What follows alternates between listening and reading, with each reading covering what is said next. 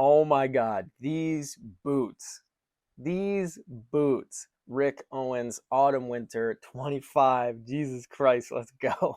My adjectives for this are space vampire geometry. Every one of his shows has a very distinct flair. It always looks like Rick, right? The design language of Rick, I feel like, is really now in the ethos, which is always strange to me that someone like Rick, as abstract and as avant-garde as he can be, has really been sort of pumped into the zeitgeist. Obviously, Cardi had a lot of to do with that, but I don't know. There's just something about how strongly he sticks to the things he does well, and he does do them so well.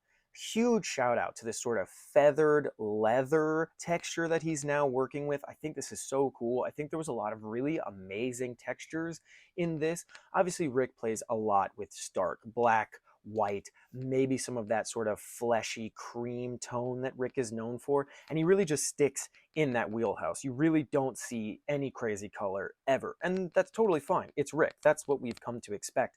But there's really cool textures, almost like a crocodile, and then I'm not even sure what this is. It looks like muslin or leather made to look like muslin and cotton or something like that, but this white scarf wrap thing that's around here, and then also some in this dress, it's really unique, and it's the sort of fabric that you don't see. Like, I want to go up to it and I want to touch it and I want to feel it and actually see how it wears and see how when you move in it, like, what does it do? It seems like it could expand and contract. But feathered leather boots, they sort of flap almost like they were wings, and I don't know if feathers were something that he was going for, but it's exactly what they feel, or sort of like draconic scales or something, but looser because they have this motion.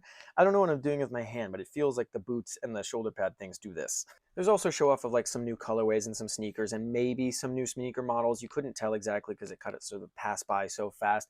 And we know that sort of the Rick Owens sneaker is probably a staple for the line. It's probably what the line makes a decent amount of their money on, is sneaker and like boot sales. And I think that's pretty forward here. Matisse DiMaggio also contributed to this collection. I think you can see that in some of the rubber hoods and things like that. There's also a lot of elements of sort of bondage in here, which makes sense for his identity and things like that. That's always a little bit prevalent in Rick's works. A lot of bondage. You can see a lot with like rope ties, things like that around there. And you can't really get away from the bondage aesthetic when you're using like black latex and rubber as the base layers for certain things. It always feels like Rick's stuff stands on its own, which is a testament to his creative vision. But it doesn't feel like you can have a lot of diversity. It's either like basically sell all your clothes and start from scratch and start wearing Rick, or just at least wear a lot of black and then, spend a few $1,000s on a Rick coat and just like, go for it, I guess. I'm always interested to see what he does, and I think just given who he is and how true he stays to his artistic vision, I can always fully appreciate his runway shows, and I think it was really cool. But what do you guys think?